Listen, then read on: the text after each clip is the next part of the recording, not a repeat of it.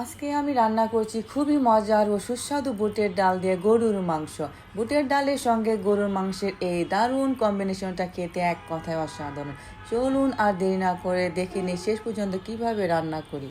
এখানে গরুর মাংস নিয়েছি 1 কেজি, কিছু বেশি দিচ্ছি 1 টেবিল চামচ পরিমাণ হলুদের গুঁড়া, আর দিচ্ছি 1 টেবিল চামচ পরিমাণ লাল মরিচের গুঁড়া, আর দিচ্ছি 1 চা চামচ পরিমাণ ভাজা জিরার গুঁড়া, আর দিচ্ছি 1/2 চামচ পরিমাণ ধনিয়ার গুঁড়া, আর দিচ্ছি স্বাদ মতো লবণ, আর দিলাম আদা রসুন পেস্ট 1 টেবিল চামচ পরিমাণ, আর এখানে একটা ছোট টমেটো, কিছু আদার টুকরা, আর কিছু আস্ত রসুন আর পেঁয়াজ কুচিয়ে আমি ভেজে নিয়েছি। আর এখানে কিছু শুকনো মরিচ আমি সেদ্ধ করে নিয়ে সব ব্লেন্ডার জগে দিয়ে দিচ্ছি। আর দিয়েছি কিছু পোস্ত ভেজানো আর কিছু পরিমাণ কাজু বাদাম দিয়ে আমি পেস্ট করে নেব। এভাবে করে রান্না করলে খুবই মজা লাগে গরুর মাংস, সারাক্ষণ ফ্লেভার থাকে তরকারিতে। এখন পেস্ট করাগুলো আমি মাংসে দিয়ে দিচ্ছি। এখন দিচ্ছি সরিষার তেল 1 কাপের একটু বেশি। সরিষার তেল গরম করে দিলে খুব বেশি ভালো হয়, তো হাতে সময় ছিল না। এখন দিলাম একটা তেজপাতা, 2টা দারুচিনি, কিছু লং, আর দিচ্ছি 1 কাপের একটু বেশি পেঁয়াজ টুকরো। এখানে আমি সয়াবিন তেলও দেবো কিছু পরিমাণ। এখন আমি হাতে খুব ভালোভাবে মাখিয়ে নিচ্ছি। মাখানোর পর মনে হলো আর একটু লাগবে লাল মরিচ, তো আর একটু দিলাম। লাল মরিচ একটু বেশি হলে লাল লাল হয়, কালার দেখতে ভীষণ ভালো লাগে। মাখানো শেষ, এখন চুলায় বসিয়ে দিয়েছি আর দিলাম 3টা এলাচ থেতো করে। এখন খুব ভালোভাবে নেড়ে চেড়ে আমি কিছুক্ষণ পর ঢেকে দেবো। মাংস থেকে যেটা গ্যাস বের হয় সেটা দূর হয়ে যাওয়ার পর আমি ঢেকে দিয়েছি।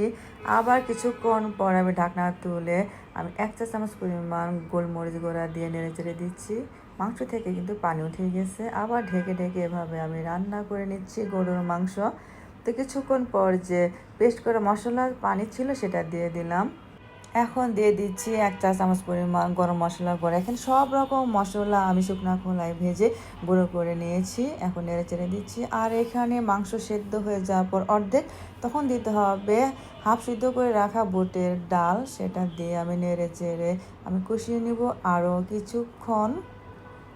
আরও 4-5 মিনিট কষানোর পর যখন দেখলাম মাংস প্রায় সেদ্ধ হয়ে গেছে, তখন আমি লবণটা চেখে দেখলাম যে মনে হয় একটু লবণ লাগবে, তো সামান্য দিয়ে দিলাম। এখন আমি দিয়ে দিচ্ছি গরম পানি পরিমাণ মতো, আবার নেড়ে চেড়ে দিচ্ছি।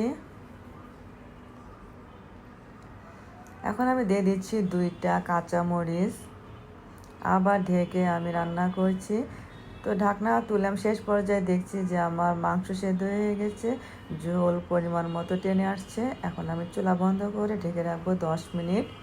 10 মিনিট পর ঢাকনা তুলে আপনাদের দেখাচ্ছি কতটা সুন্দর হয়েছে আমার মাংস রান্নাটা, আর খুবই সুন্দর ফ্লেভার আসতেছে। এখন আমি একটা সার্ভিং ডিশে সার্ভ করে নিচ্ছি। এভাবে করে বুটের ডাল দিয়ে মাংস রান্না করলে রুটি, পরোটা সব কিছুর সাথে খুবই মজা লাগে। আর আমি যেভাবে রান্না করলাম এভাবে আপনার একবার রান্না করে খেয়ে দেখুন যে কতটা সুস্বাদু আর কতটা ফ্লেভার থাকে। আজকে বুটের ডাল দিয়ে গরু মাংসের রান্নাটা খুবই সুস্বাদু হয়েছে, আর দেখতে কিন্তু ভীষণ সুন্দর। তো দর্শক, আজ এ পর্যন্তই। ভিডিওটি ভালো লাগলে আমাকে লাইক দিন, কমেন্ট করুন, আর অবশ্যই বাসায় ট্রাই করে খেয়ে দেখবেন কেমন হয়েছে। সবার প্রতি রইল আমার অফুরন্ত ভালোবাসা, ধন্যবাদ। আর আমাকে সাবস্ক্রাইব করে পাশে থাকুন। সবাই ভালো থাকবেন, সুস্থ থাকবেন।